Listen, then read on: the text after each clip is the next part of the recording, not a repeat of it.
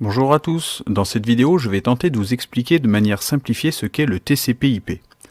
Pour commencer, il faut savoir que le modèle TCP/IP est une suite de protocoles, c'est-à-dire de règles, utilisées pour le transfert des données sur Internet. C'est-à-dire que lorsque deux ordinateurs veulent communiquer entre eux via Internet, les données échangées vont être mises en forme selon des règles qui sont toujours les mêmes afin que chaque machine puisse se comprendre et que le transfert des données soit fiable. Et pour bien en comprendre le fonctionnement, on va voir que le TCP/IP est très facilement comparable à l'envoi de courrier par la poste. Je vais donc faire le parallèle tout au long de la vidéo. Alors par ailleurs, sachez qu'il y a plusieurs façons de voir le TCP/IP, et pour ma part, j'ai choisi de présenter un modèle en 4 couches. Et le nom de TCP/IP, acronyme de Transfer Control Protocol et Internet Protocol, est en réalité le nom des protocoles qui sont le plus souvent utilisés dans la deuxième et la troisième couche. On va voir ça après. Alors, avant d'attaquer, on va préciser comment les différents acteurs sont identifiés sur Internet. Dans un ordinateur, tournent différentes applications. Par exemple, on a le navigateur web, on a la messagerie, on a les applications de transfert de fichiers. Et toutes ces applications sont identifiées par ce que l'on appelle un port. Par exemple, une application de serveur web est identifiée par le port 80. Un serveur de messagerie par le port 25, une application de transfert de fichiers par le port 21, etc. Cela permet, lorsqu'un message arrive dans un ordinateur, de savoir à quelle application s'adresse le message. Par exemple, le port 80 identifie une application de serveur web. Alors, gardons ce numéro de port comme exemple. Alors, par ailleurs, la machine elle-même doit être identifiée. On utilise pour cela la fameuse adresse IP. Elle permet, lors de l'acheminement de données sur le réseau, de déterminer à chaque embranchement, en fonction de cette adresse IP, de savoir quel chemin emprunter. Donc voici un exemple d'adresse IP. Enfin, chaque carte réseau, qui permet de brancher l'ordinateur au réseau, possède elle aussi une identification. L'adresse MAC ou Media Access Control, qui est l'adresse physique d'une machine. Elle permet, dans un réseau, d'identifier de manière unique l'adresse des machines à chaque saut. Voici par exemple à quoi elle ressemble. Vous savez que dans les réseaux, on trouve des routeurs qui permettent de relier des sous-réseaux entre eux. S'ils relient par exemple deux sous-réseaux, ils auront alors deux adresses IP. Donc voici des exemples. Et ils auront donc deux cartes réseau avec chacune leur adresse MAC. Donc voici les exemples.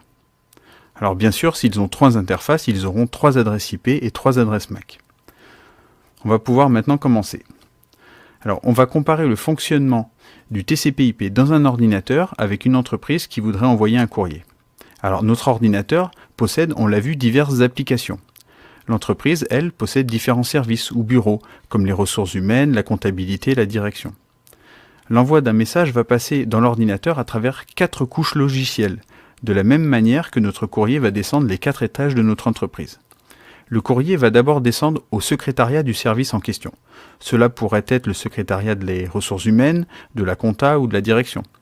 Ici, le rôle de ces secrétariats sera, à la demande des bureaux du dessus, de rédiger les courriers à l'attention des services des autres entreprises. De la même manière, dans notre ordinateur, la couche la plus haute, la numéro 4 qui s'appelle la couche application, se chargera de traduire en langage machine les messages qui seront envoyés sur le réseau Internet pour faire dialoguer les applications. Dans notre entreprise, le courrier descendra au secrétariat général, dont le rôle sera ici de s'occuper des courriers des différents bureaux, de les classer, de vérifier les accusés de réception, etc.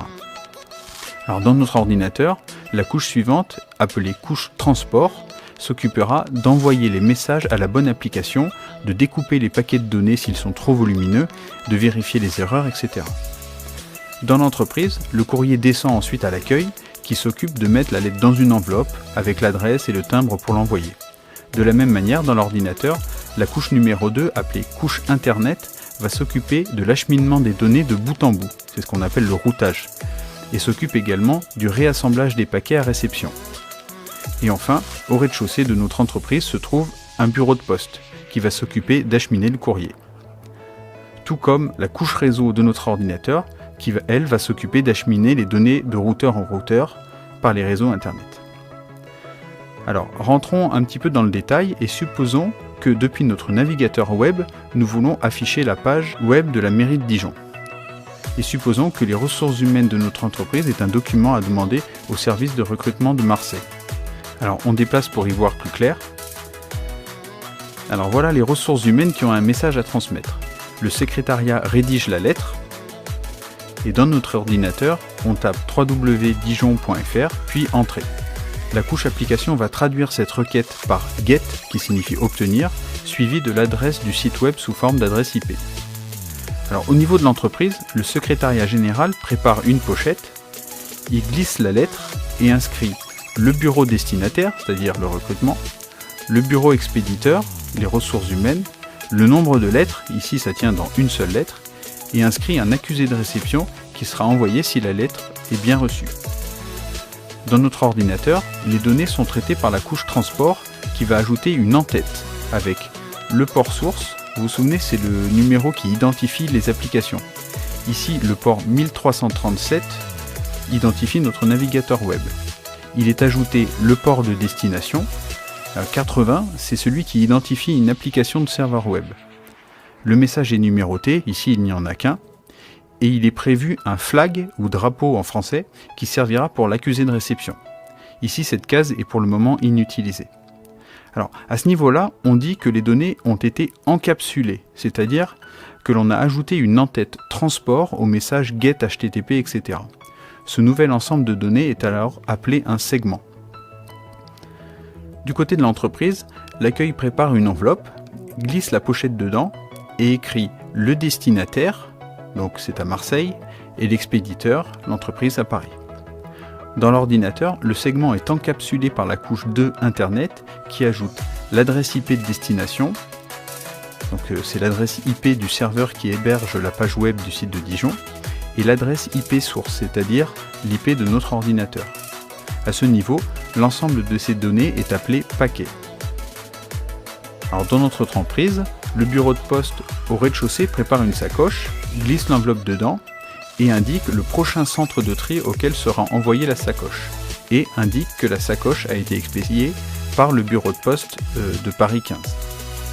Alors à gauche, la couche réseau encapsule le paquet en lui ajoutant une en-tête avec l'adresse MAC de la carte réseau de destination du prochain routeur et l'adresse MAC de la carte réseau de notre propre ordinateur. Et ici, on a ce que l'on appelle une trame. Alors voyons la suite où les messages vont commencer à voyager. En haut, la sacoche est envoyée au premier centre de tri dans la ville de Wissous. Alors, juste un petit peu de géographie pour suivre le scénario. Le courrier quitte Paris vers le centre de tri de Wissous, qui s'occupe notamment des envois vers le sud de la France, puis voyagera jusqu'au centre de tri de Vitrolles, qui récupère les courriers à destination de Marseille.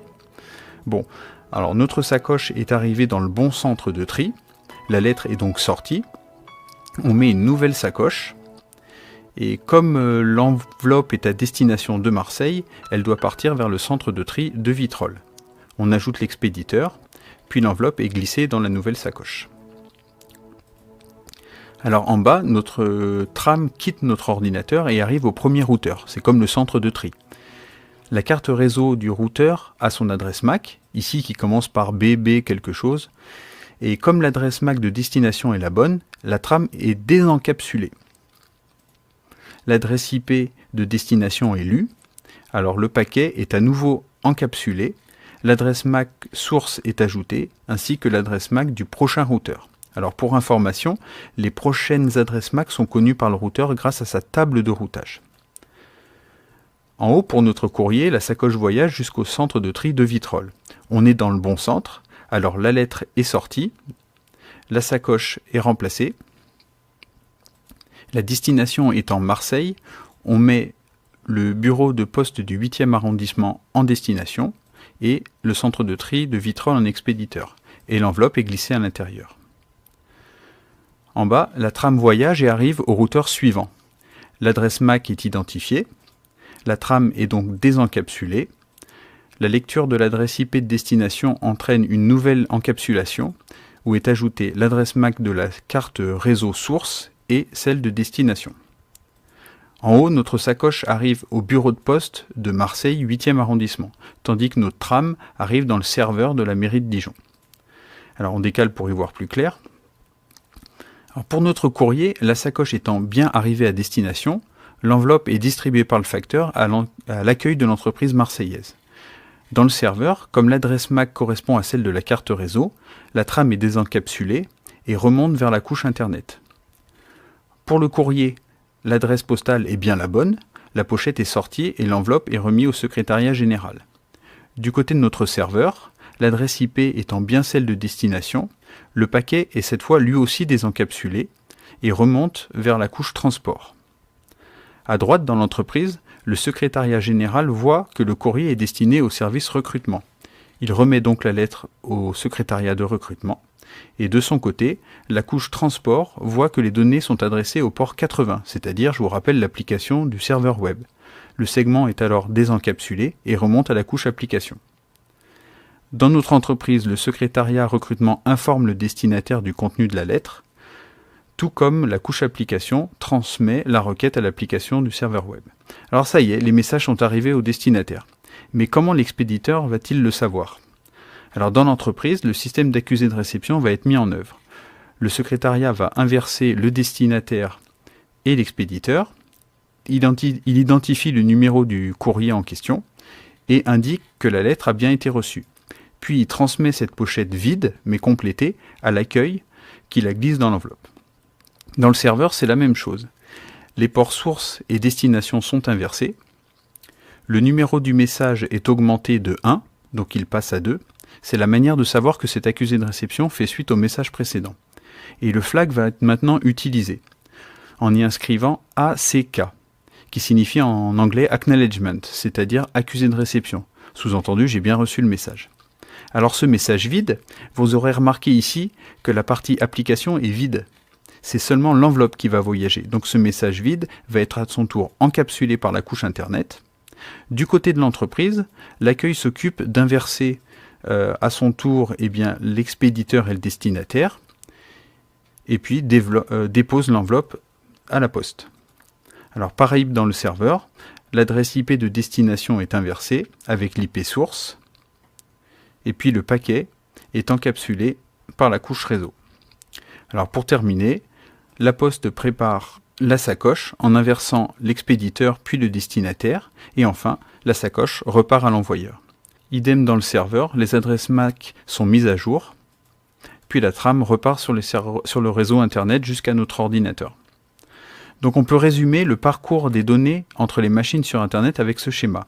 On y voit les 4 couches avec les protocoles HTTP, TCP, IP et LAN dans l'exemple que je vous ai présenté. Alors avant de terminer, je trouvais intéressant de vous montrer un logiciel de simulation sur lequel est possible de visualiser les échanges de données TCP/IP. Le logiciel s'appelle Filius, il est gratuit et assez simple à utiliser. Alors ici, j'ai créé un tout petit réseau avec un ordinateur portable relié à un serveur web au travers de 2 routeurs. Sur le navigateur web du portable, on affiche une page web contenue sur le serveur. Et en dessous, on voit s'afficher les échanges de données. Ce que vous voyez, c'est une capture vidéo du logiciel. Et je vous propose de regarder en détail les lignes 6 et 7. Alors quand on clique sur la ligne 6, on voit en dessous le contenu de la trame. Et cette ligne correspond, comme dans notre exemple, à la demande d'affichage de la page web, et on verra que la ligne suivante correspond à l'accusé de réception. Donc si on regarde la trame telle que je l'ai présentée dans cette vidéo, on a en haut l'entête réseau avec les adresses MAC. Alors, pour info, la ligne 0x800 précise le type de données transportées par la trame. Ici, c'est du IP version 4.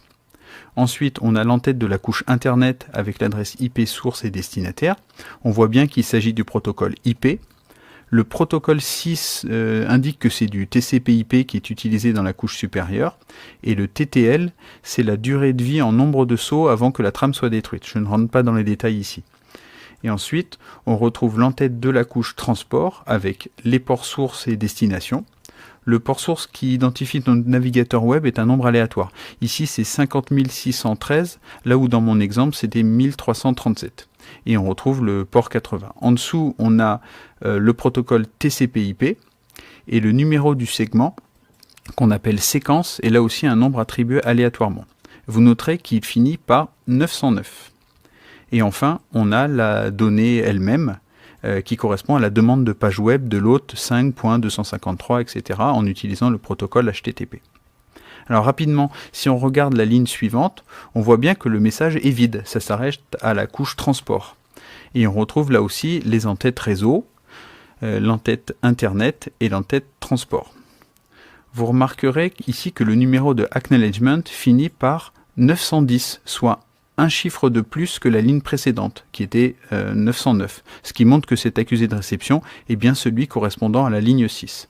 Ça peut être utile si les lignes de données n'arrivent pas dans l'ordre. Voilà, je vous remercie pour votre attention, en espérant que vous y voyez un petit peu plus clair sur le modèle en couche TCP/IP. À bientôt!